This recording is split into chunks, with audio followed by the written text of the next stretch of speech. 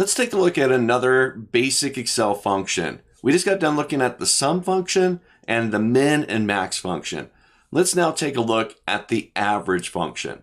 Now, you think of average, what type of math goes into completing an average, right? I want to be able to take the cells B4 to B8. This is January's amounts here for our different bills.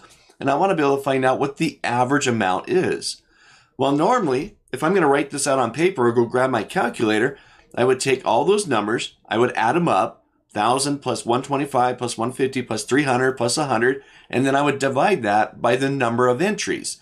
In this case, 1, 2, 3, 4, 5. And that would give me the average. Now, that's quite a bit of math going on. Well, thankfully, built into Excel, we have the average function that does all of that for us.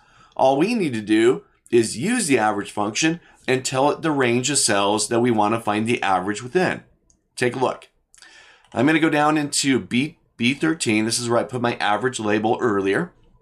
Now, once I'm here, I'm going to go back to my formulas tab. I'm going to go back to math and trig, and I'm going to find average. A-V-E-R, average. It's not there. Where's that average at? I mean, that's math, isn't it? Average. My eyes aren't seeing it, right? All right, well, let's see. If I go to more functions, I go to statistical. Oh, there it is. There's my average.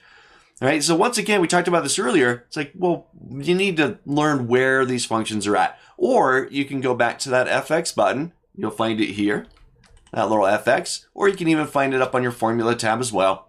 And you can go search for it in there. Just type in the term and it'll find it for you. Okay, so it'll take some practice and getting used to which book we should be going into.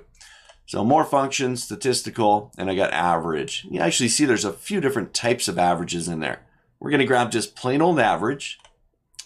All right, let's see, B11 to B12. Well, that's not what I want. Excel's trying to be helpful, but it grabbed the min and max values. So I'll delete that out.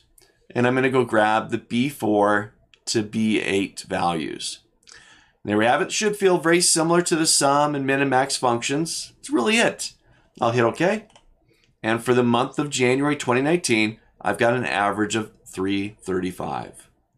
That's simple. Using the average function and giving it the proper range of cells. So try that one out. And again, complete the rest of them. Get the min and max and the average for each of the months.